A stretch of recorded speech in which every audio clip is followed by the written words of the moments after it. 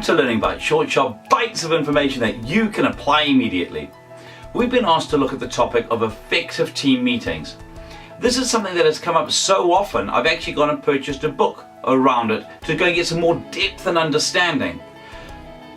But to start off with and to start your year off with, I thought to myself, what meetings have I been to that I've considered effective, and what tips can I take from that for you? So a couple of top level tips. The first thing is this: make sure that everyone knows what the meeting is about. Does the meeting have a purpose? When you think about it, if your team members had a choice of attending your meetings that you run as a business, would they come? What happens if they had to pay $5 to attend the meeting? Do they find such value in your meetings that they would want to pay to be there? So what purpose do your meetings have? When people come, do they come because they have to be there and so they arrive? Or do they come prepared to take action? Do they come with a pen and a bit of paper so they can write down what they're going to do? I've been stunned how many people will come to meetings with nothing, no pen, no paper. And that lovely expression, a blunt pencil is far more effective than a sharp memory.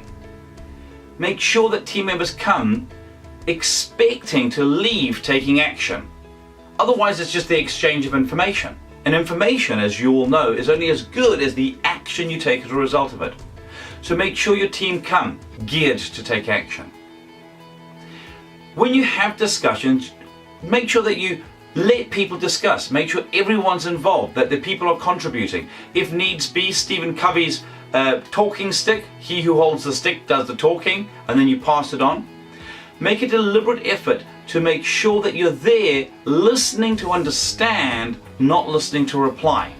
Remember that one of the signs of highly effective people, as discussed in the 5 Dysfunctions of a Team, Patrick Lencioni's excellent book, is conflict. You actually want to have good, solid, healthy debate.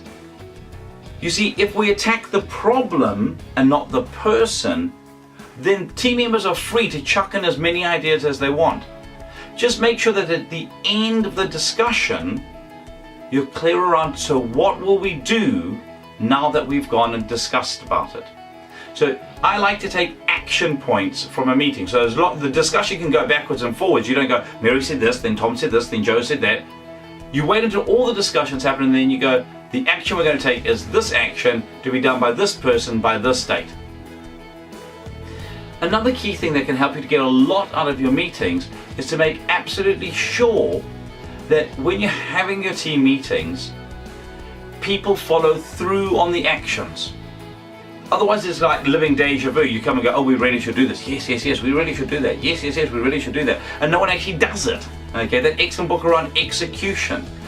Make sure that your team develops the habit of the discipline of executing the actions that they come up with.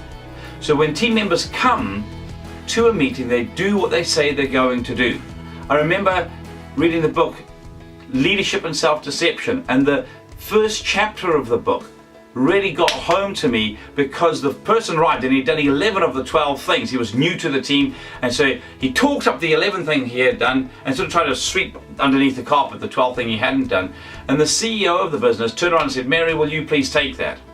And I remember reading that thinking, oh, I would probably not have done all of the actions, and I would be mortified if somebody did that to me. And it really got me to reflect, am I being effective with what I'm doing every day that I'm doing it? How about you? How about your teams? How about your meetings? Would you pay to go? What would need to happen so that people would want to be there? Here's to your success and the effective meetings you'll run.